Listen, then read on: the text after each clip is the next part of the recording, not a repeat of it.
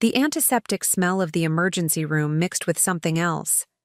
Fear, maybe, or the metallic taste of blood that still lingered on my tongue. I lay face down on the examination table, my cheek pressed against the cool paper that crinkled, with every shallow breath I took. The fluorescent lights hummed overhead, casting everything in that harsh, unforgiving glow that made even healthy people look sick.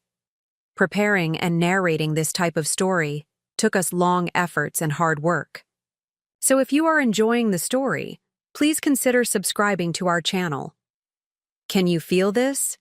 Dr. Martinez asked, pressing something sharp against the back of my leg. Her voice carried the kind of professional calm that medical professionals, perfect over years of delivering both good news and devastating diagnoses. I wanted to say yes. I wanted to feel the pinprick, the pressure, anything that would prove my nervous system was intact. But there was nothing, just a numbness that seemed to spread through my lower body like spilled ink on paper. "Alina?" she prompted gently. "No," I whispered, the word barely audible even to myself. "I can't feel anything." Behind me, I heard my mother's sharp intake of breath, followed by the rustling of my stepfather's jacket as he shifted uncomfortably in the plastic chair. They'd been arguing in hushed tones ever since we arrived 3 hours ago, their voices creating a constant background hum of tension that made my head throb even more than it already did. "Mom," I said, not lifting my head. "Can you call the school? I'm supposed to turn in my college application essay tomorrow." The silence that followed was deafening. Even the machines seemed to pause their beeping, as if the entire emergency room was holding its breath. Here I was, potentially paralyzed, worrying about a deadline that suddenly seemed as insignificant as a grain of sand in an ocean. Dr. Martinez cleared her throat. "Let's focus on getting some imaging done first, okay? We need to see exactly what we're dealing with." What we were dealing with. As if this was a group project. As if we were all in this together. But I was the one lying here, unable to move. My legs, while everyone else got to stand around and discuss my fate like I was a broken appliance, they were deciding whether to repair or replace. The truth was, I'd seen this coming. Not the paralysis. I couldn't have imagined that in my worst nightmares. But the violence. The escalation. For months, my stepbrother Derek had been pushing boundaries, testing limits, seeing exactly how much he could get away with before someone finally said enough. And every time, our parents had found a way to excuse it, to minimize it, to turn his aggression into some kind of misguided lesson about sibling rivalry. "Boys will be boys," my mother would say with that tired smile she'd perfected since marrying Richard 3 years ago. Derek's just adjusting to having a sister. At 17, Derek was hardly a boy anymore. At 6'2" and nearly 200 pounds, he was a young man with a driver's license, a part-time job at the auto shop, and a temper that seemed to flare brighter with each passing week. But somehow, in our house, he was still just a confused child who needed patience and understanding. I was the one who needed to be more patient. I was the one who needed to try harder to bond with him. I was the one who should have known better than to walk behind his car when he was backing out of the driveway. The X-ray technician wheeled in a portable machine, its mechanical arm extending toward me like a metal predator. "This might feel cold," she warned, positioning a lead apron over my chest. The weight of it pressed down on my ribs, making it even harder to breathe. "Can someone tell me exactly what happened?" Dr. Martinez asked, her pen poised over my chart. "I need a clear timeline of events." My stepfather, Richard, cleared his throat. He was a man who chose his words carefully, as if each one cost him money. "The kids were outside. Derek was leaving for work. There was an accident." An accident. The word hung in the air like smoke, obscuring the truth beneath layers of willful ignorance. But I remembered every detail with crystal clarity, as if the trauma had burned the sequence of events directly into my brain. I'd been sitting on the front steps, my laptop balanced on my knees, working on that college essay that now seemed like a relic from another life. The prompt was simple. Describe a challenge you've overcome and how it shaped who you are today.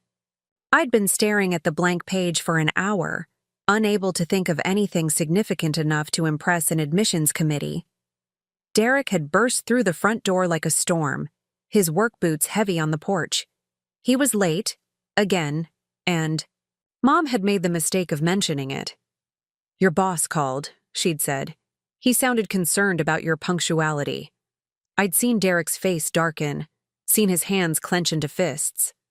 These were warning signs I'd learned to recognize over the past 3 years, like a meteorologist tracking an approaching hurricane. But this time felt different. There was something in his eyes that I'd never seen before, a cold calculation that made my skin crawl. Mind your own business, he'd snarled at Mom, who immediately began backpedaling, explaining that she was just trying to help, that she cared about his job. But Derek was already moving, already focused on something else, someone else. He'd looked at me sitting there on the steps, and for a moment, our eyes met. In that split second, I saw everything. The resentment, the anger, the years of being told he had to accept his new stepsister.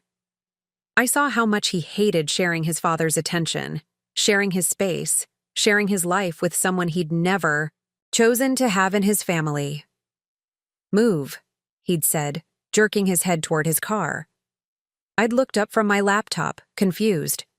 What? You're in my way. Move. But I wasn't in his way. I was sitting on the front steps, a good 15 feet from where his car was parked in the driveway. There was plenty of room for him to back out without coming anywhere near me. We both knew it. Derek, Mom had started, but he cut her off with a look that could have frozen fire. She needs to learn to pay attention, he'd said, his voice eerily calm. Maybe next time she'll think before she gets in my way. The X-ray machine whirred to life, its mechanical sound filling the silence. I closed my eyes and tried not to think about what the images would show, what they'd find when they looked inside me. But my mind kept drifting back to that moment, when Derek had started his car, when the engine had roared to life like some mechanical beast.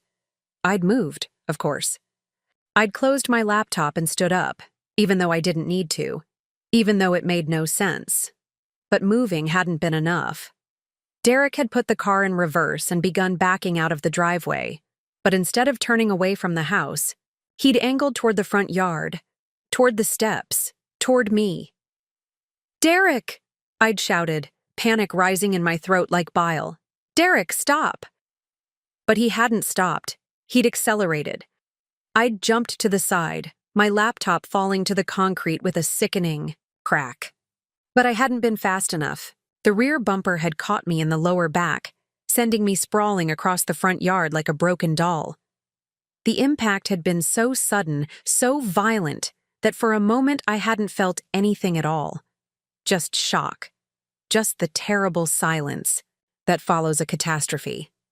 Then Derek had stopped the car and gotten out, his face a mask of mock concern. Oh shit, Alina! Are you okay? I didn't see you there. He was good at it. The act. The performance. Within seconds, he'd transformed from predator to worried brother, complete with trembling hands and wide, innocent eyes. By the time Mom and Richard had rushed outside, Derek was already kneeling beside me, playing the role of the devastated stepbrother who'd accidentally hurt his sister. I was just backing out, he'd told them, his voice breaking at just the right moments. She was right behind the car. I checked my mirrors, but she must have moved into my blind spot. God, I feel so awful. And they'd believed him. Or at least, they'd wanted to believe him so badly that they'd convinced themselves it was true. Because the alternative, accepting that Derek had deliberately tried to hurt me, would have shattered the carefully constructed fantasy of our blended family. The imaging is complete, the technician announced, wheeling the machine away. We should have results in about 20 minutes. 20 minutes to find out if I'd ever walk again. 20 minutes to discover what Derek's lesson had actually cost me. I wanted to laugh at the absurdity of it all, but I was afraid that if I started, I might never stop. Dr. Martinez pulled up a chair beside the examination table. Alina, I need to ask you some questions about what happened. Can you walk me through the events leading up to the accident? The word again. Accident. As if gravity had failed, as if physics had suddenly stopped working, as if Derek's foot had somehow slipped on the accelerator by pure cosmic coincidence. It wasn't an accident, I said quietly. The room went dead silent. I could feel the tension radiating from my parents like heat from a furnace. Richard cleared his throat, preparing to launch into damage control, but Dr. Martinez held up a hand. What? Do you mean? She asked. I turned my head slightly so I could see her face. Dr. Martinez was maybe 40, with kind eyes and graying hair pulled back in a practical ponytail. She looked like someone who'd heard every story, seen every injury, witnessed every form of human cruelty disguised as misfortune. He did it on purpose, I said. Derek, my stepbrother. He backed his car into me deliberately. Alina, Richard's voice carried a warning tone. You're upset. You're in shock. You don't know what you're saying. I know exactly what I'm saying. I kept my eyes on Dr. Martinez. He was angry about something Mom said. He told me I needed to learn to pay attention. Then he got in his car and ran me down. That's enough, my mother said sharply. Alina, you need to stop this right now. Derek is devastated about what happened. He's been crying in the hallway for the past hour. Crying in the hallway. The performance continued, even here in the hospital. I wondered if he was practicing his expressions in the bathroom mirror, perfecting his portrayal of the guilt-ridden brother. He'd always been good at manipulation. It was practically his superpower. Dr. Martinez made a note on my chart. Has there been any previous violence between you and your stepbrother? The question hung in the air like a challenge. This was my moment, my chance to tell the truth about the past 3 years, about the escalating pattern of intimidation and abuse that had led to this moment, about the times Derek had accidentally shouldered me into walls, about the way he'd slam doors, just as I was walking through them, about the threatening messages he'd leave on my phone, always careful to delete them before anyone else could see. But I could feel my parents' eyes on me, could sense their desperate hope that I would play along with the family fiction. They'd worked so hard to blend our families, to create something that looked normal from the outside. Admitting the truth would destroy all of that. There have been incidents, I said finally. Dr. Martinez looked up from her chart. What kind of incidents? Before I could answer, a nurse appeared in the doorway. Dr. Martinez, the imaging results are ready. My heart hammered against my ribs as the doctor excused herself, leaving me alone with my parents and the weight of everything unsaid. Outside the examination room, I could hear the typical sounds of a busy emergency department, phones ringing, conversations in multiple languages, the soft squeak of wheels on linoleum. Alina, Mom said, moving closer to the table. Honey, I know you're scared, but Derek would never hurt you intentionally. He loves you. Love. The word felt foreign in this context, like trying to describe color to someone who'd been blind since birth. If this was love, then I'd rather be an orphan. He told me I needed to learn a lesson, I repeated. Those were his exact words. Richard rubbed his temples like he had a headache. People say things they don't mean when they're upset. Derek was stressed about being late to work. So stressed that he decided to use his car as a weapon? It was an accident, Alina. A terrible, tragic accident. There was that word again, worn. Smooth from overuse. I was beginning to hate it more than any profanity I'd ever heard. The door opened, and Dr. Martinez returned with a manila folder thick with x-rays and test results. Her expression was carefully neutral, which somehow made everything worse. Good news usually showed on a doctor's face. Bad news required professional composure. Well? Mom asked, her voice barely above a whisper. Dr. Martinez clipped the x-rays to a light board and flipped the switch. My spine appeared in stark black and white, a delicate chain of vertebrae that suddenly looked far more fragile than I'd ever imagined. But it was the additional marks on the images that made my blood run cold. "These are interesting findings," Dr. Martinez said, pointing to dark lines that ran parallel to my spine. "Can you explain these impressions on your back?" I couldn't see what she was pointing at, but I could hear the change in her tone, the shift from medical professional to something else entirely. "What kind of impressions?" Richard asked. "They appear to be tire marks," she said quietly. "The pattern is consistent with the tread of a car tire, pressed into the skin with significant force." The silence that followed was profound. I could hear my mother's breathing, quick and shallow, like she was trying not to hyperventilate. Richard made a sound somewhere between a gasp and a groan. "That's impossible," he said finally. "Derek barely touched her. The car just nudged her. She fell and—" "Mr. Henderson," Dr. Martinez interrupted, "these marks tell a different story. The pattern suggests that significant weight was applied to your daughter's back for several seconds.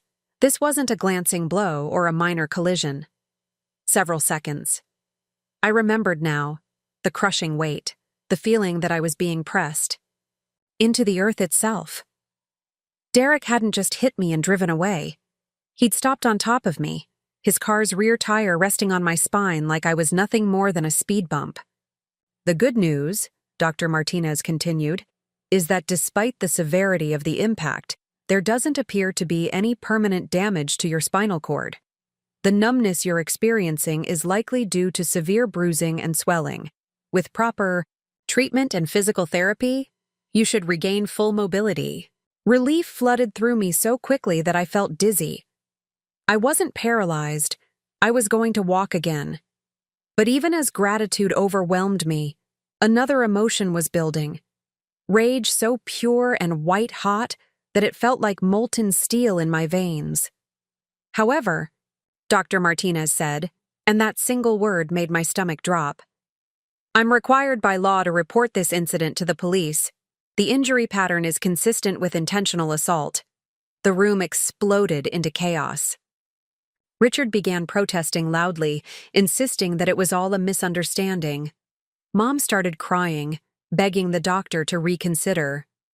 But through it all, I felt something I hadn't experienced in 3 years of living with Derek's escalating violence. Hope. Someone finally believed me. Someone finally saw through the lies and excuses to the truth underneath.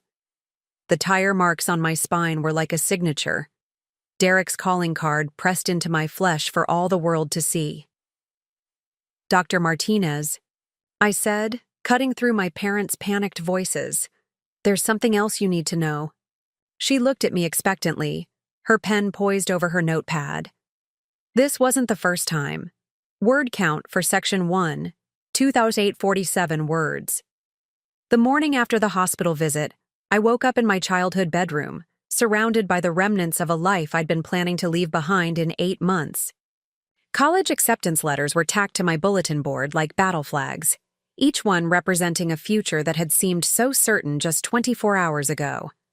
Now, lying here with my lower back wrapped in bandages and my legs feeling like they belonged to someone else, those futures felt as distant as other planets. Sunlight filtered through my gauze curtains, casting everything in a soft, dreamlike glow that seemed to mock the harsh reality of my situation. I could hear voices downstairs, Derek's rumbling baritone mixed with Richard's measured tones and Mom's higher pitch, all of them engaged in what sounded like damage control. The police had taken a report yesterday, but Derek had been released, after questioning. No charges filed yet, pending further investigation. I tried to sit up and immediately regretted it. Pain shot through my lower back like lightning, and for a terrifying moment, my legs refused to respond. Then slowly, sensation crept back in, pins and needles that hurt almost as much as the numbness had scared me. My phone buzzed on the nightstand. A text from my best friend Sarah. "Haven't seen you at school. Everything okay? Mrs. Peterson is asking about your essay. The essay. In the surreal aftermath of yesterday's events, I'd completely forgotten about my college application deadline. The irony wasn't lost on me. I'd been struggling to write about overcoming challenges, and now I had more than enough material.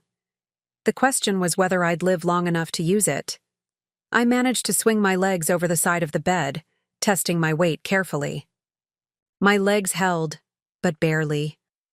Walking to my desk felt like crossing an ocean, each step a small victory against the fear that this might be permanent. My laptop sat where I'd left it after retrieving it from the front yard, its screen spider-webbed with cracks but still functional. The essay document was still open, that accusatory blank page waiting for words I didn't know how to find. Describe a challenge you've overcome and how it shaped who you are today. I stared at the prompt for a long time, thinking about challenges and survival and the strange ways that trauma could reshape a person's understanding of the world. Yesterday morning, my biggest challenge had been choosing between Northwestern and Syracuse. Now I was wondering if I'd be alive to see graduation. The house felt different now, charged with an electricity that made my skin crawl. It was as if Derek's act of violence had changed the very molecules in the air, poisoned the atmosphere with unspoken truths and uncomfortable realities. I'd lived here for 3 years, but suddenly it felt like enemy territory. A soft knock on my door made me jump. "Alina? Honey, can I come in?" Mom's voice carried that false brightness she used when she was trying to pretend everything was normal. I'd heard it a lot over the past 3 years. After Derek's accidents, after his angry outbursts, after each incident that chipped away at our family's carefully constructed facade. "Come in," I said, minimizing the essay document. She entered, carrying a tray with orange juice and toast, her movements careful and deliberate, like she was approaching a wounded animal. The bags under her eyes suggested she hadn't slept much, and her usually perfect hair hung limp around her shoulders. "How are you feeling, sweetheart?" she asked, setting the tray on my dresser. It was such a loaded question. How was I feeling? Terrified, angry, betrayed, grateful to be alive. Furious that I had to be grateful for something that should have been a given. But I knew that wasn't what she wanted to hear. "Sore," I said instead. She sat on the edge of my bed, her hands folded in her lap like a child waiting to be scolded. "The doctor said you should be back to normal in a few weeks. Isn't that wonderful?" Wonderful. As if being able to walk without pain was some kind of bonus prize rather than a basic human right that Derek had nearly stolen from me. "Mom," I said carefully, "we need to talk about Derek." Her face immediately transformed, walls slamming down, behind her eyes. "Alina, please. He's downstairs right now, sick with worry about you. He barely slept last night. He backed a car onto my spine. It was an accident. The tire marks say otherwise." She flinched as if I'd slapped her. "Dr. Martinez said those could have happened when you fell. The ground was uneven. There could have been debris." I stared at her in amazement. Even faced with physical evidence, she was still choosing to believe Derek's version of events. The depth of her denial was almost impressive in its completeness. "Mom, do you remember when Derek accidentally broke my wrist during that family volleyball game?" Her lips pressed together in a thin line. "That was an accident. He was going for the ball. And when he accidentally gave me a concussion, when we were moving furniture, you walked into his elbow. He didn't see you. And when he accidentally locked me in the basement overnight." She was quiet for a moment, her fingers worrying at the hem of her shirt. "You fell asleep down there. Derek didn't know you were stuck. It was like arguing with someone who spoke a different language, a dialect of willful ignorance that translated every act of violence into innocent misunderstanding. I'd been fluent in it once, back when I'd wanted so desperately to believe that Derek and I could be real siblings, that our blended family could actually work. I remembered the early days. After Mom married Richard, how hopeful we'd all been. Derek had been 15 then, just 2 years older than me. And despite his initial resentment, there had been moments when I'd thought we might actually become friends. He'd helped me with my math homework. We'd played video games together. He'd even stood up to some kids at school who were giving me trouble. But those golden moments had been overshadowed by something darker. A jealousy so intense it seemed to consume him from the inside. Every bit of attention Richard showed me was attention stolen from Derek. Every achievement of mine was somehow a diminishment of him. And as the months passed, his resentment had begun to manifest in increasingly disturbing ways. The first incident had been so minor I'd almost dismissed it. Derek had bumped into me while I was carrying a glass of water, sending it crashing to the floor. He'd apologized immediately, helped clean up the mess, even hugged me afterward. But there had been something in his eyes during that split second of impact, a flash of satisfaction that made my blood run cold. From there, the accidents had escalated. A door slammed just as I was walking through it. A basketball thrown with unnecessary force during a backyard game. Kitchen knives left point up in the sink where I did dishes. Each incident was easily explained away, easily dismissed as clumsiness, or bad luck or simple sibling roughhousing, but I'd started to see the pattern. Derek was testing boundaries, seeing how much he could get away with before someone called him on it. And every time he got away with it, every time Mom and Richard chose to believe his innocent explanations, he pushed a little further. "I know. This is hard," Mom said now, her voice soft and pleading. "I know it's scary when someone you love gets hurt, but Derek loves you, Alina. We're a family. Family." The word had lost all meaning for me. In my understanding, families protected each other. They didn't make excuses for predators. They didn't choose willful blindness over their children's safety. "He's going to kill me eventually," I said quietly. Mom's face went white. "Don't say that. Don't ever say that. Yesterday he used a car. Next time it might be something worse. There won't be a next time." The words burst out of her like a dam breaking. "This was an accident, Alina. A horrible, tragic accident, but still an accident. Derek would never deliberately hurt you. Never." I wanted to shake her, to grab her by the shoulders and force her to see what was right in front of her face. But I knew it wouldn't work.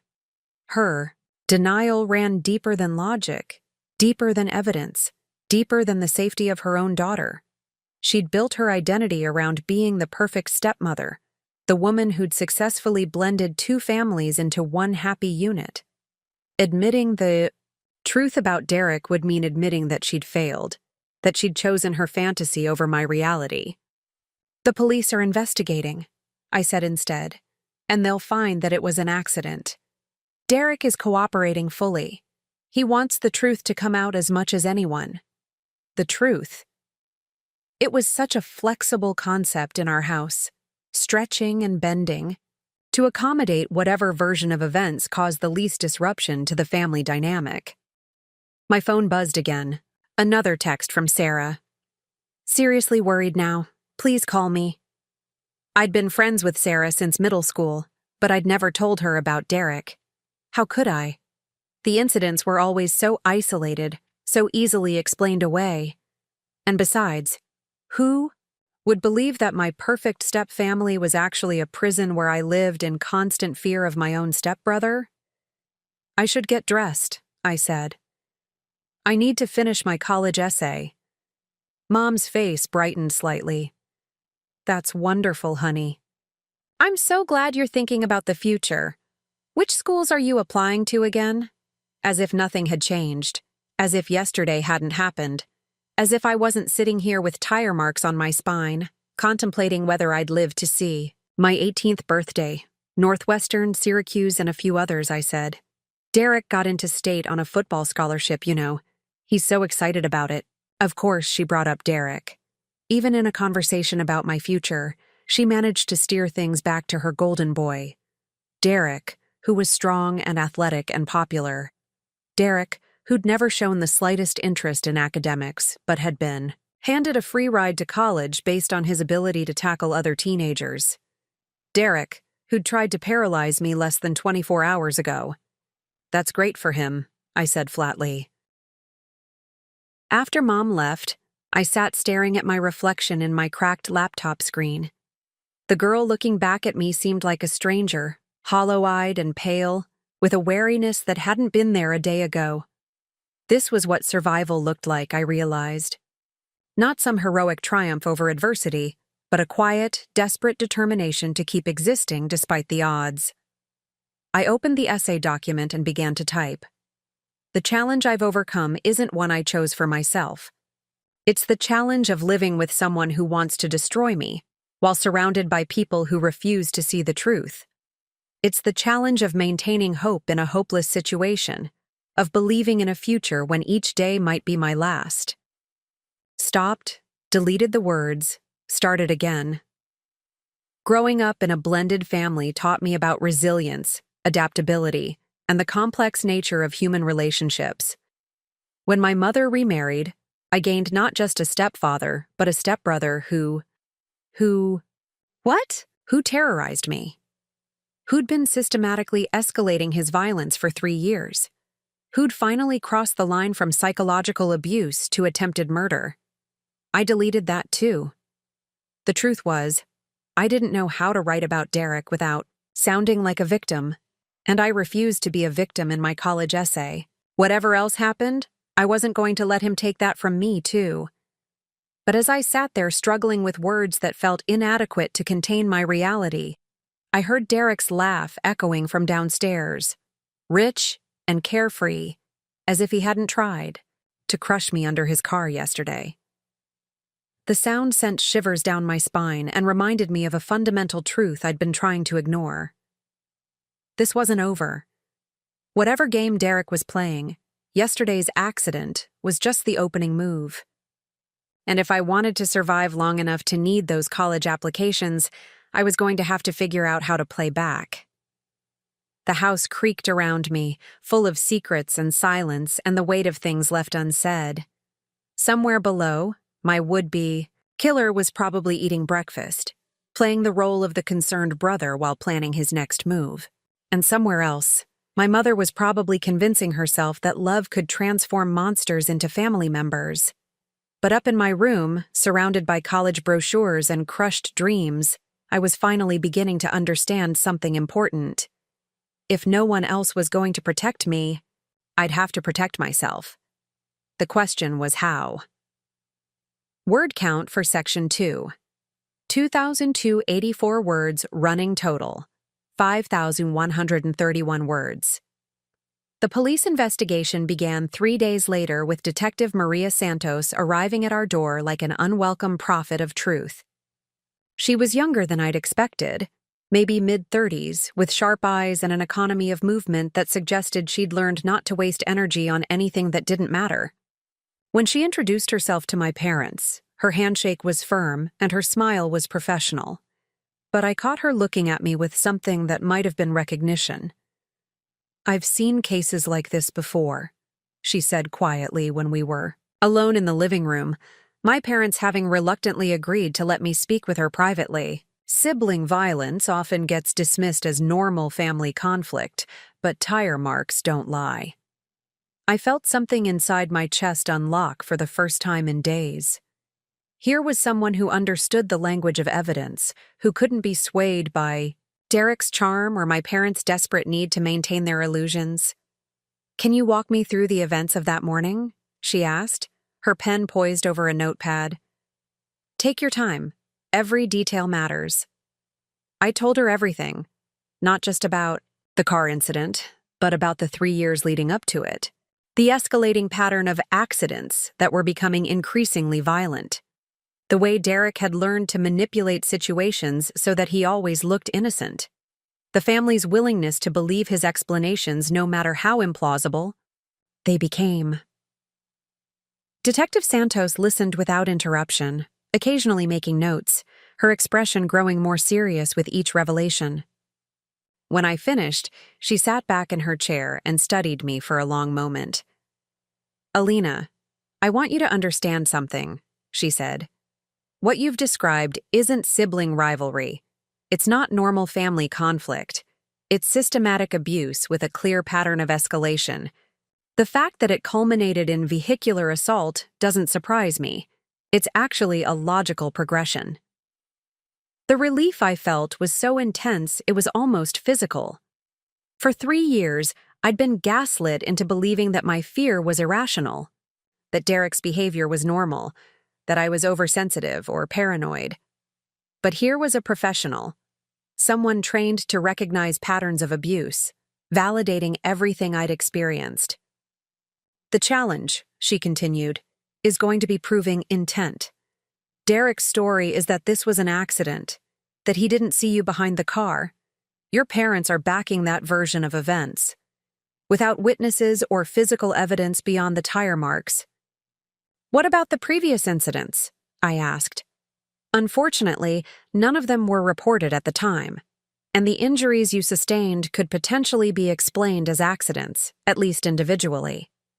It's the pattern that's concerning, but patterns are harder to prosecute than specific criminal acts.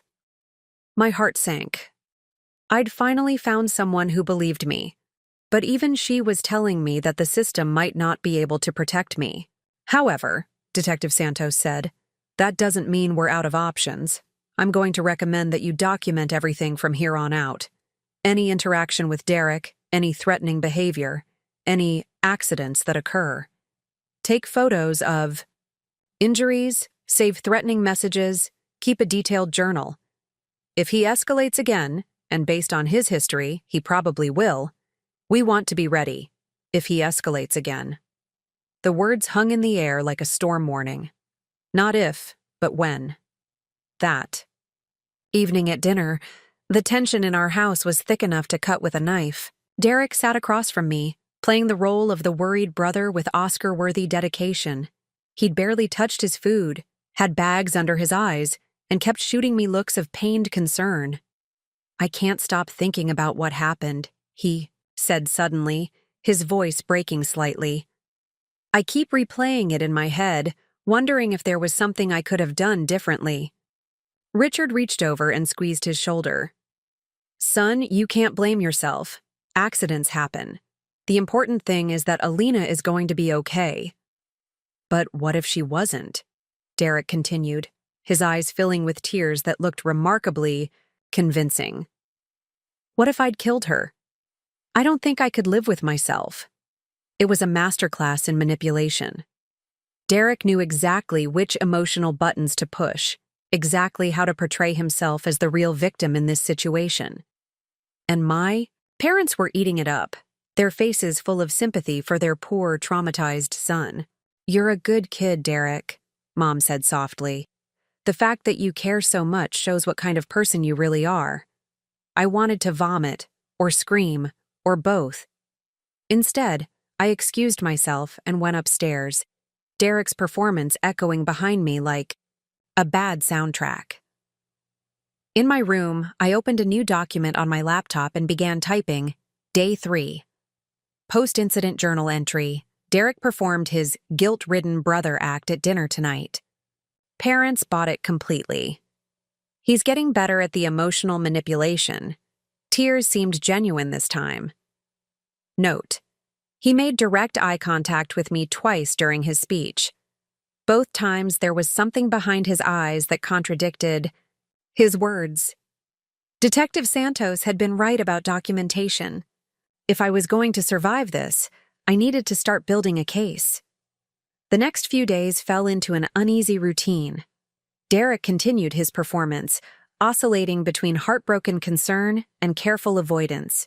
He'd appear whenever my parents were around, asking how I was feeling, offering to help with chores, even volunteering to drive me places. An offer that made my skin crawl and which I declined with barely contained horror. But when we were alone, the mask slipped. Not dramatically. Derek was too smart for that, but in small, subtle ways that reminded me exactly who I was dealing with. The first incident happened on Friday morning. I was in the kitchen making coffee when Derek came downstairs for breakfast. My parents had already left for work, leaving us alone in the house for the first time since the accident. "How's the back feeling?" he asked, his voice perfectly neutral. "Better," I said, not turning around. "That's good. Really good." He moved closer, ostensibly to get cereal from the cabinet above my head. As he reached over me, he whispered, so quietly I almost missed it, "Shame you heal so fast."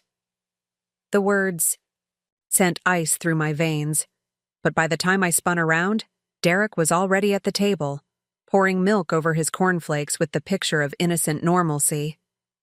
"What did you say?" I demanded. He looked up with those wide, guileless eyes he'd perfected. "I said it's great that you heal so fast." "Why?" There was no point in confronting him. He'd deny it, I'd look paranoid, and the cycle would continue. Instead, I went straight upstairs and documented it. Day 7. Post-incident. Derek made veiled threat about my healing rate. Exact words. "Shame you heal so fast." Said when parents weren't home. No witnesses. The threats became a daily occurrence after that, each one carefully crafted to be deniable, while still delivering their intended psychological impact. A comment about how accidents happen all the time around here.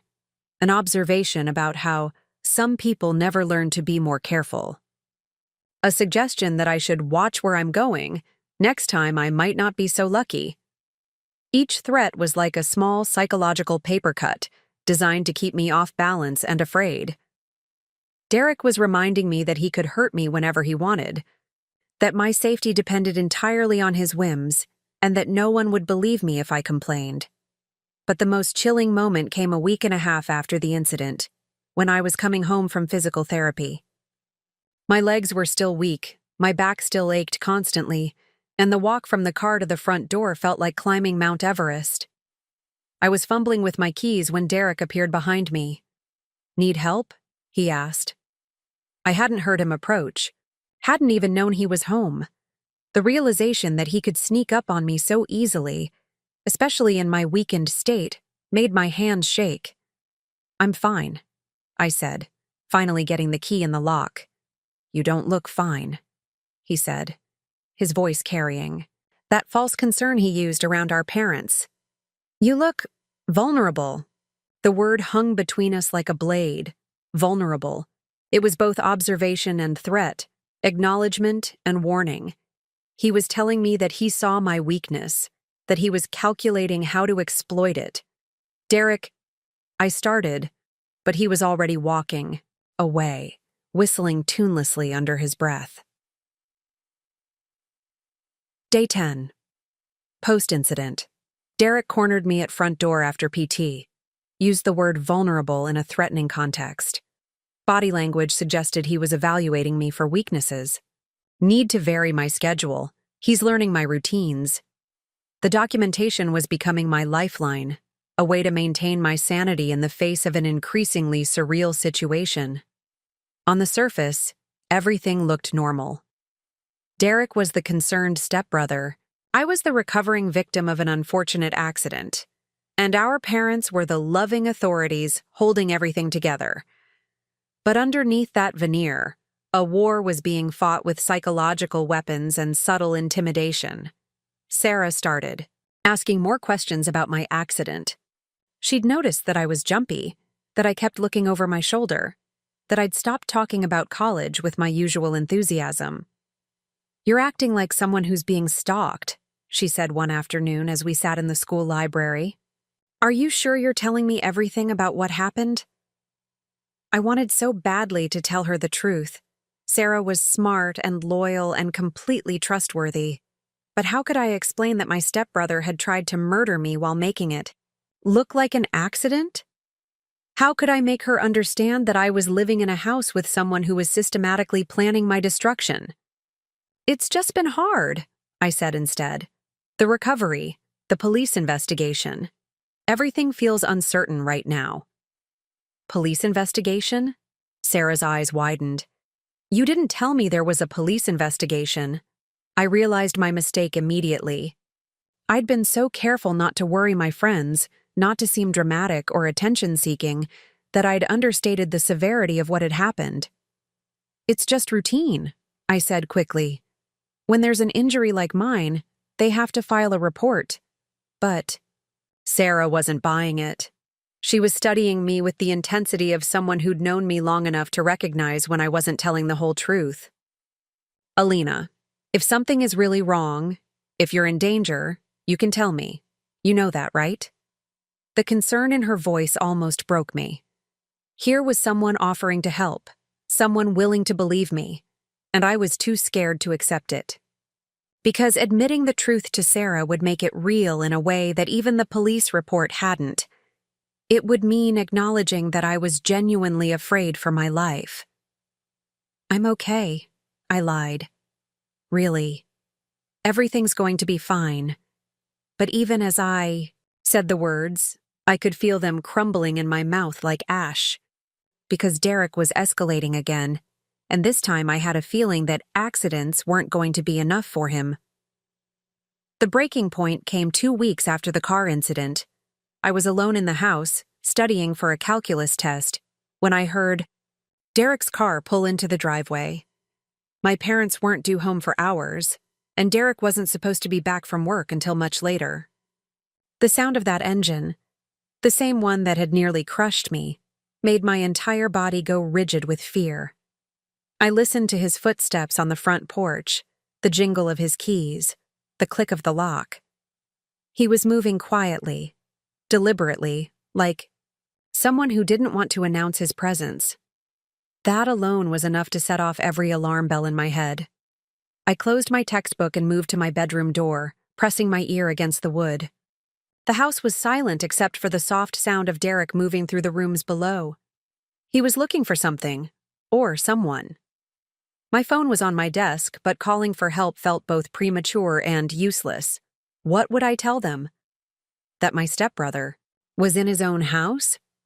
That I was afraid of someone who hadn't technically done anything threatening yet? But every instinct I'd developed over the past 3 years was screaming that this was different. There was something purposeful about Derek's movements, something predatory about the way he was searching the house. I heard his footsteps on the stairs. My heart hammered against my ribs as I looked around my room for anything that could serve as a weapon, a tennis racket, a heavy textbook, a pair of scissors on my desk. None of them would be much use against someone Derek's size, but they were better than nothing. The footsteps stopped outside my door. For a long moment, there was nothing but silence. I could picture Derek standing there, listening, calculating. Maybe deciding whether to knock or simply walk in. Maybe wondering if I was asleep, if I was vulnerable, if this was his moment. Then he knocked. 3 soft raps that somehow sounded more menacing than if he'd pounded on the door. Alina, you in there? I came home early. Thought maybe we could talk. Talk. The word sent chills down my spine. Derek and I never talked. Not really. Our interactions were limited to the bare minimum of civil interaction required to maintain the family facade. The only time he wanted to talk was when he was delivering threats or justifying his latest act of violence. I'm studying, I called back, proud that my voice sounded steadier than I felt. Come on, open up. I think we need to clear the air about what happened. Clear the air, like his attempted vehicular homicide was some kind of misunderstanding that could be resolved with a heart-to-heart conversation. I'm really busy right now, I said. Maybe later. The silence that followed stretched on for so long that I began to wonder if he'd left. Then I heard the doorknob turn. My bedroom door didn't have a lock, a rule my parents had instituted when we'd first moved in together, something about open communication and family trust. At the time, it had seemed reasonable. Now it felt like a death sentence. Derek pushed the door open slowly, his large frame filling the doorway. He was still wearing his work clothes, grease-stained coveralls that made him look even more imposing than usual. But it was his expression that made my blood freeze. Gone was the mask of concern he'd been wearing around our parents. In its place was something cold and calculating and utterly without mercy. We need to talk, he said again, stepping into my room and closing the door behind him, I backed toward my desk, my hand instinctively reaching for the scissors. Derek, I don't think— You've been talking to the police, he said, cutting me off. It wasn't a question. My throat went dry. They asked me some questions. I had to tell them what happened. What happened? He repeated, his voice flat. And what exactly did you tell them happened? I could feel the weight of this moment, the sense that my next words might determine whether I lived or died.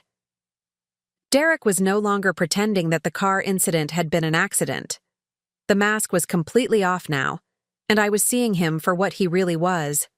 Not a confused teenager. Acting out, but a predator who'd been patiently stalking his prey. I told them the truth, I said quietly. Derek's smile was like winter frost. The truth?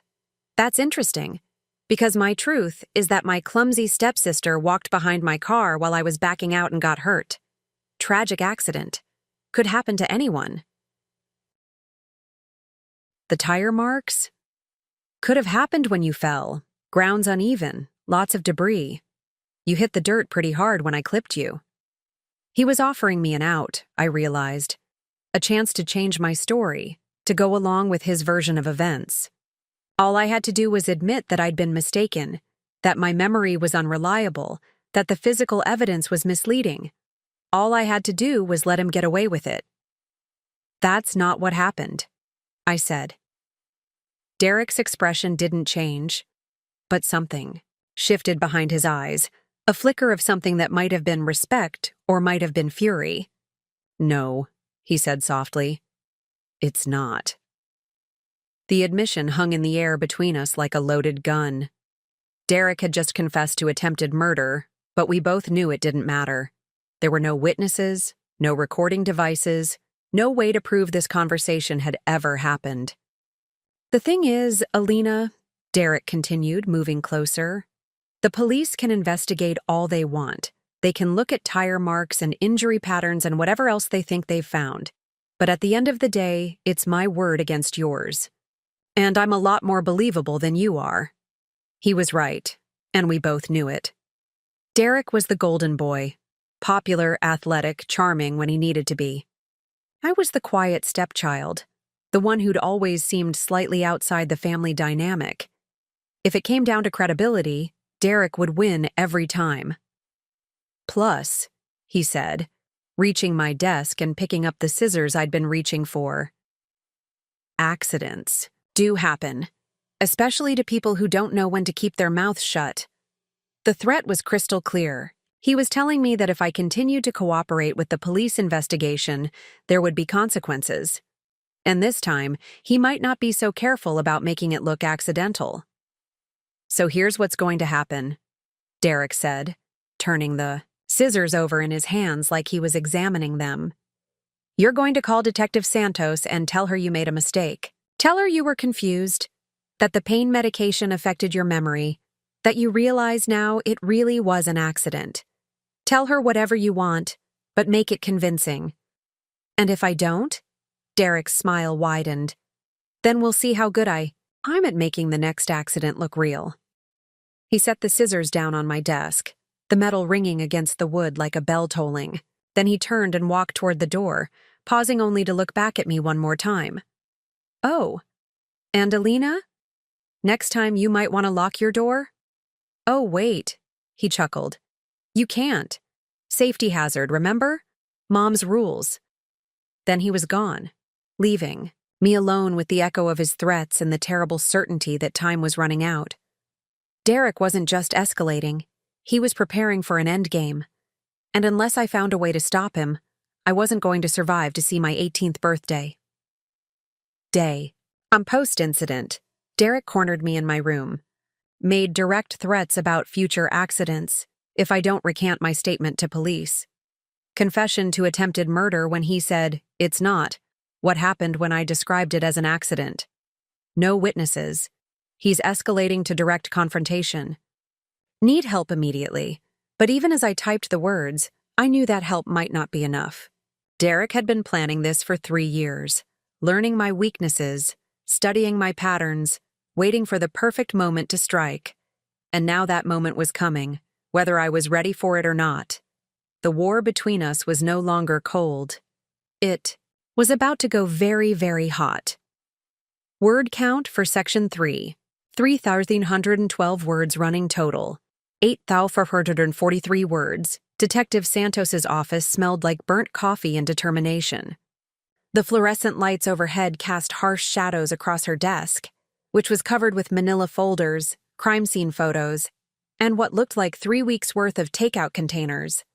When I called and told her I needed to see her immediately, she'd agreed to meet me on a Saturday morning, which told me everything I needed to know about how seriously she was taking Derek's escalation. "He threatened you directly?" she asked, looking up from the notes I'd printed out from my documentation journal. "As directly as Derek ever does anything. He's careful about plausible deniability, but the message was clear. Recant my statement, or face the consequences." Detective Santos leaned back in her chair, studying me with those sharp eyes that seemed to see everything. "Alina, I have to ask you something, and I need you to be completely honest with me. Are you afraid for your life?" The question hung in the air like a challenge. Saying yes would make it real in a way that even Derek's threats hadn't. It would transform this from a family conflict into a potential homicide case. But looking at Detective Santos's concerned expression, I realized that denial was no longer an option. "Yes," I said quietly. "I think he's going to kill me." She nodded as if she'd expected that answer. "Then we need to move fast. The pattern you've documented is textbook escalation. Derek has been testing boundaries for 3 years, and now he's reached the point where subtlety isn't enough for him anymore. The direct threat in your bedroom was him throwing down the gauntlet. But can you arrest him? I mean, it's still just my word against his. For the threats? Probably not. But I've been investigating the car incident, and I've found some things that might interest you." She pulled out a thick folder and spread several photographs across her desk. The first few were crime scene photos from our driveway, tire marks in the grass, measurements, different angles of Derek's car. But it was the last set of photos that made my breath catch. "These are from Derek's car," Detective Santos explained. "We impounded it as evidence and had our forensics team go over it. Look at this." She pointed to a close-up photograph of Derek's rear bumper. Even to my untrained eye, I could see what she was showing me. Tiny fragments of fabric embedded in the metal. "That's from your shirt," she said. "The one you were wearing when he hit you. But here's the interesting part. The fabric is embedded deep in the bumper, and the impact pattern suggests significant force. This wasn't a gentle nudge or a glancing blow." My heart started racing. "So you can prove it wasn't an accident? It's a strong piece of evidence. But there's more." She pulled out another photograph, this one showing the tread pattern on Derek's rear tire. "See these wear marks? They're consistent with coming to a complete stop while bearing significant weight. Derek didn't just hit you and drive away. He stopped on top of you." The room seemed to spin around me. All this time, I'd known what Derek had done, but seeing the physical evidence laid out in scientific detail made it real in a way that memory couldn't. There, in black and white, was proof that my stepbrother had tried to murder me. "There's also this," Detective Santos continued, pulling out what looked like a cell phone record.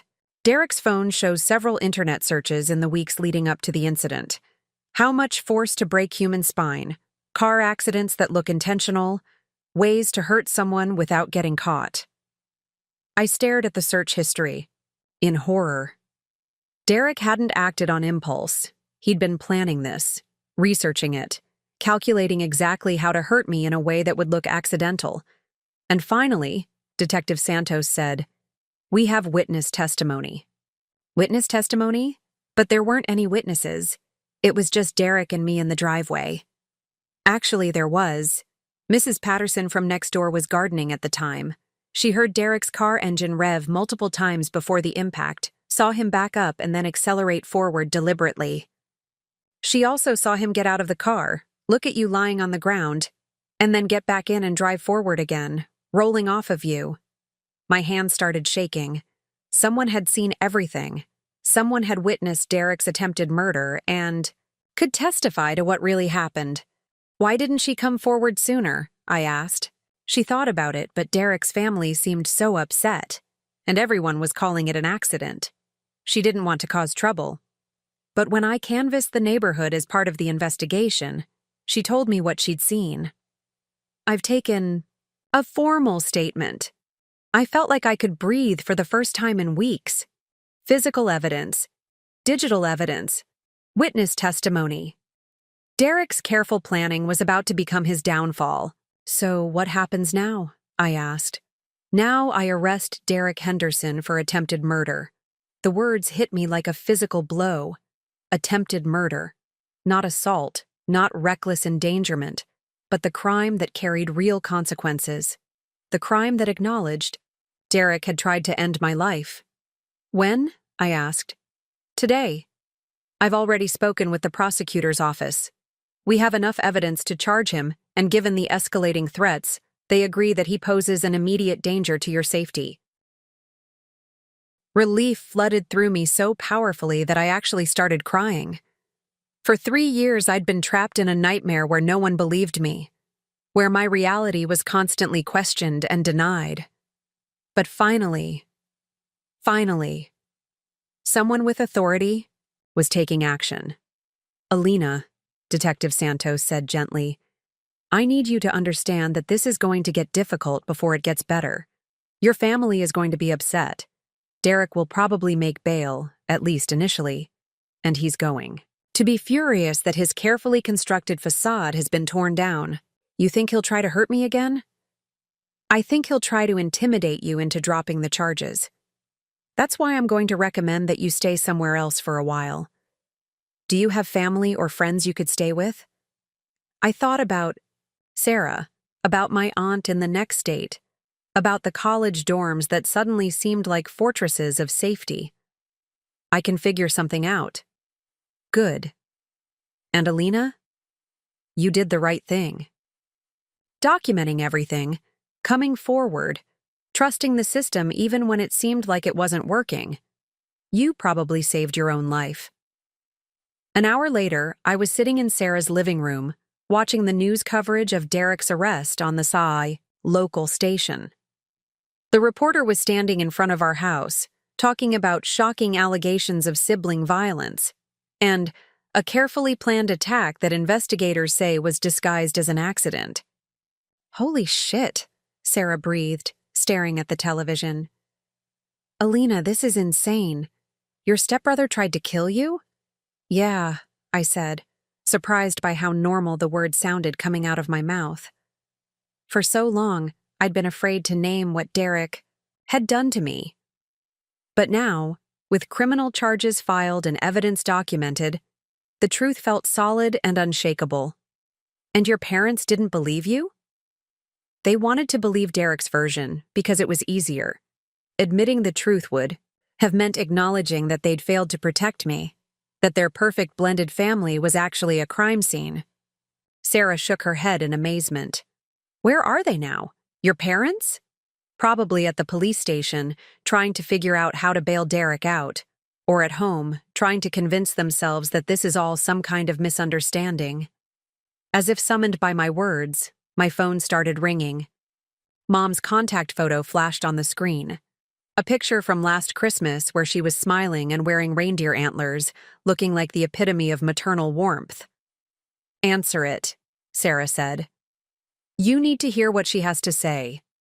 I swiped to accept the call and immediately held the phone away from my ear as my mother's voice came through in a furious rush. Completely out of line. How dare you make up these ridiculous stories about Derek? He's been nothing but kind to you, and this is how you repay him? By trying to destroy his life with lies? Mom? I started, but she cut me off. I don't. Want to hear it, Alina. You've caused enough damage. Derek is devastated. Devastated. Do you understand what you've done? You've ruined everything. Everything we built. Everything we worked for. Gone. Because you couldn't handle being part of a real family. The cruelty of her words hit me like a physical blow. Even now, even with Derek in jail and evidence piling up against him, she was choosing to believe that I was the problem. Mom, the police have evidence. The police have whatever you convince them to see. You've always been jealous of Derek, always resented that Richard and I found happiness together. And now you're destroying it because you can't stand seeing other people happy. I looked at Sarah, who was listening to this tirade with growing horror.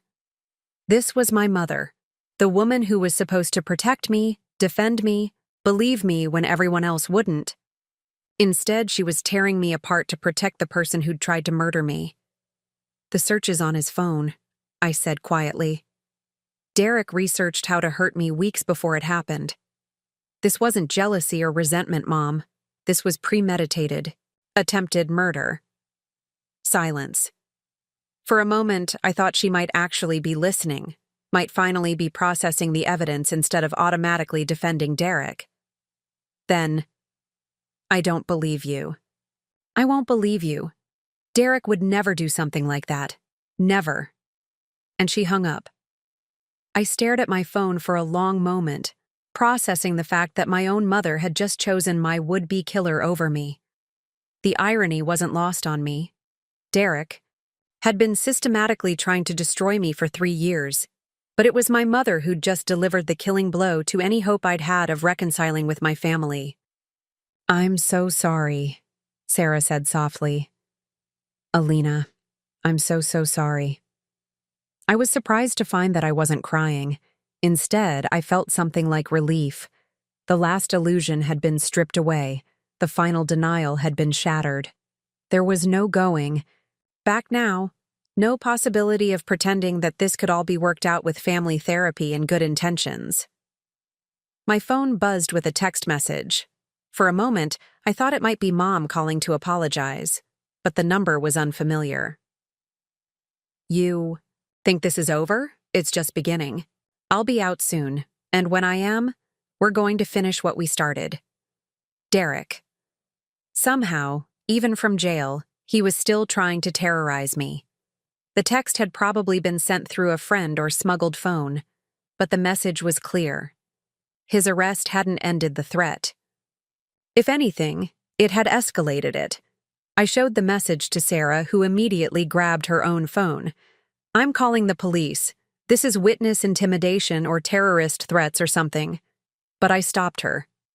Detective Santos told me this. Might happen. Derek's going to try to intimidate me into dropping the charges, but we have the evidence now.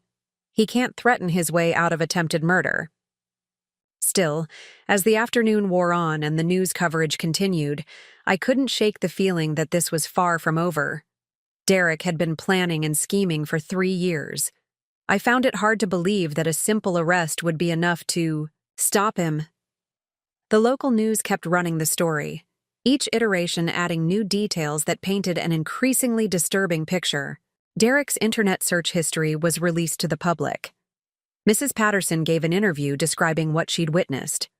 The forensic evidence was explained in terms that even non-experts could understand. By evening, Derek Henderson was no longer the golden boy athlete with a bright future. He was the subject of true crime podcasts and social media outrage. His scholarship to state was revoked. His part-time job fired him. The carefully constructed image he'd spent years building was crumbling in real time, and somehow, that made me more afraid, not less. Because Derek's identity had been built around being the perfect son, the star athlete, the charming young man that everyone loved. Without that identity, what was left?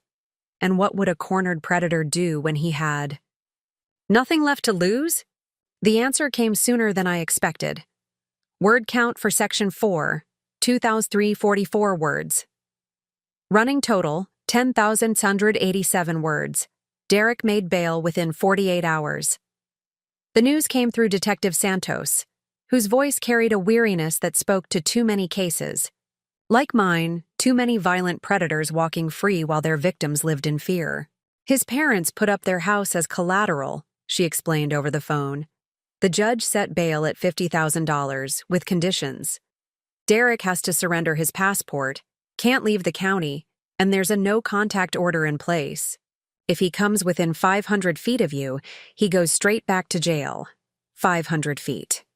In a county this small, with a high school we'd both attended, and a downtown area that could be crossed in 10 minutes, 500 feet felt like nothing.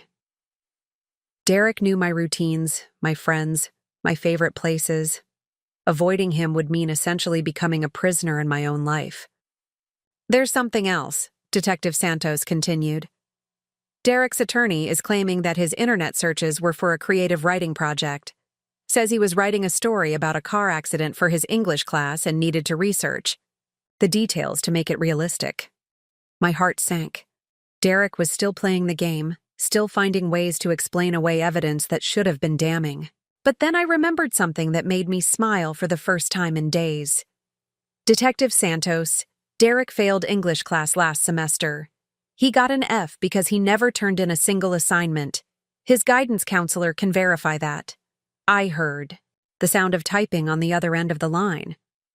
I'll look into that. Good catch, Alina. These details matter. But even as I felt a moment of triumph, I knew Derek wouldn't give up easily. Making bail was just his first move in what would undoubtedly be a complex strategy to avoid consequences. And I was probably somewhere near the top of his list of problems to solve. The reality of that hit home when I returned to school the following Monday. The hallways that had once felt familiar and safe now seemed full of potential threats. Every corner could hide Derek or one of his friends. Every crowded area could provide cover for an accidental encounter that violated his restraining order. Sarah had appointed herself my unofficial bodyguard, walking with me to every class and eating lunch at a table with clear sightlines to all the exits.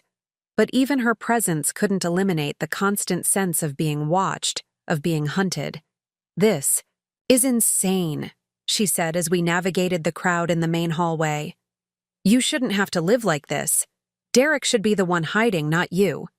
She was right, but fairness had never been part of Derek's equation. He'd spent 3 years systematically terrorizing me while maintaining his image as the perfect son and brother. Now that his mask had been ripped away, he had nothing left to lose and every reason to want revenge. The first sign that Derek was planning something came during third period chemistry. My lab partner, Marcus, leaned over during our titration experiment and whispered, "Hey, you should know that Derek's been asking people about your schedule." My hand froze over the burette I'd been adjusting. "What kind of questions?" "When you have free periods, which door you usually leave from after school, whether you walk home or get picked up." He's being subtle about it, but it's definitely reconnaissance. Ice filled my veins. Derek was planning something, mapping out my movements like a military strategist preparing for an operation.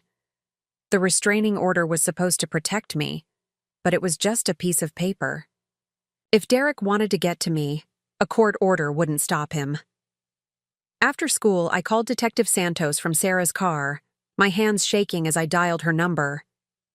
"He's stalking me," I said as soon as she answered. "Derek's having his friends gather. Information about my schedule and my routines? Can you prove that? Do you have witnesses who will testify that Derek specifically asked them to collect this information?" I thought about Marcus, about the handful of other classmates who'd mentioned similar conversations. Maybe, but they're all scared of Derek. I don't know if they'll be willing to go on record. I understand. Look, I'm going to have patrol units increase their presence around the school and your neighborhood. And I want you to vary your routines as much as possible. Don't be predictable. Don't be predictable. It sounded so simple, but Derek had been studying me for 3 years. He knew my habits better than I knew them myself. Breaking patterns that had become second nature felt almost impossible. But I tried. I started taking different routes to class, eating lunch in different locations, leaving school at random times. Sarah enlisted other friends to help, creating an informal network of people who would walk with me or give me rides. For a few days, it almost felt like the situation was under control. Then Derek escalated again. The threatening messages started arriving through anonymous social media accounts. Photos of me taken from a distance, always with captions that made my blood run cold. Looking good today. Shame about what's going to happen to that pretty face. Enjoying your freedom while it lasts? Clock's ticking. Remember what happened to the last person who tried to destroy my family? Each message was carefully crafted to be frightening without being specific enough to constitute a direct threat. Derek had learned from his mistake in my bedroom. He was being smart about plausible deniability while still making sure I understood that he was watching, planning, preparing. Detective Santos tried to trace the accounts, but they'd been created with fake information and accessed through public Wi-Fi networks. Derek was being careful, using his knowledge of technology to stay one step ahead of law enforcement. "We're building a case," she assured me. "Every message, every sighting, every violation of the restraining order is documented. Eventually, Derek's going to make a mistake."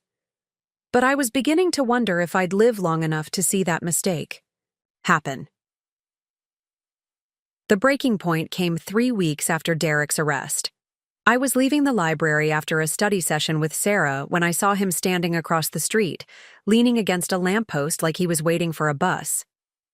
He was far enough away that he wasn't technically violating the restraining order, but close enough that his message was clear. "I can find you anywhere." When he saw me looking, Derek smiled and raised his hand in a mock wave. Then he pulled out his phone and made a show of taking my picture. By the time I fumbled for my own phone to call the police, he was gone. But the psychological damage was done. Derek had demonstrated that the restraining order was meaningless, that law enforcement couldn't protect me, that I was essentially defenseless against someone who was willing to be patient and strategic. That night, lying in Sarah's guest bedroom, I'd been staying with her family since Derek's release. I finally understood that this situation couldn't continue indefinitely. Derek was playing a long game, content to terrorize me for months or even years if necessary. He had the resources, the intelligence, and the motivation to make my life a living hell, while carefully staying within the bounds of legal technicalities. Unless something changed dramatically, I was going to spend the rest of my life looking over my shoulder, wondering when Derek would finally decide that psychological torture wasn't enough and move on to physical violence. The solution came from an unexpected source. Mrs. Patterson, the neighbor who'd witnessed Derek's attack. She called me directly, something Detective Santos had arranged when she heard I was struggling with the ongoing intimidation. "Dear," she said in her gentle, grandmotherly voice, "I wanted you to know that I've been keeping an eye on your house since Derek got out of jail, and I've seen some things that might interest you." My heart started racing. "What kind of things?" "Derek's been coming by at night. Not to the house. He's too smart for that. But he parks at the end of the street and just sits there for hours, staring at your bedroom window. Sometimes he gets out and walks around the block, always staying just far enough away that he's not technically violating the court order." The image of Derek conducting nighttime surveillance of my empty bedroom sent chills down my spine. Even when I wasn't there, he was still trying to invade my space, still trying to exert control over my life. "Mrs. Patterson, would you be willing to testify about this? To make another statement to the police?" Evidence of Derek's pattern of stalking behavior. Mrs. Patterson's documentation became the key that finally locked Derek away. Combined with the mounting evidence of his internet searches, the forensic proof from his car, and his escalating pattern of intimidation, the prosecutor was able to file additional charges of stalking and criminal harassment. The second arrest was different. This time, Derek's bail was revoked. This time, his parents' house couldn't buy his freedom. This time, the judge looked at the mountain of evidence and declared Derek Henderson a clear and present danger to public safety. 6 months later, Derek pled guilty to attempted murder, stalking, and criminal harassment in exchange for a 15-year sentence. As part of the plea agreement, he was required to stay away from me for life, with violations carrying automatic additional prison time. I testified at his sentencing hearing, finally able to tell my story in full without fear of retaliation.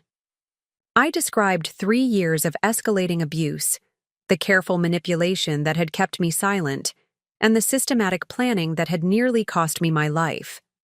When I finished, Derek's own attorney looked shaken. Derek himself never showed remorse, never acknowledged what he'd done. Even as they led him away in shackles, he stared at me with the same cold calculation I'd seen in my bedroom that day. But for the first time, I wasn't afraid. He couldn't hurt me anymore. My parents never apologized.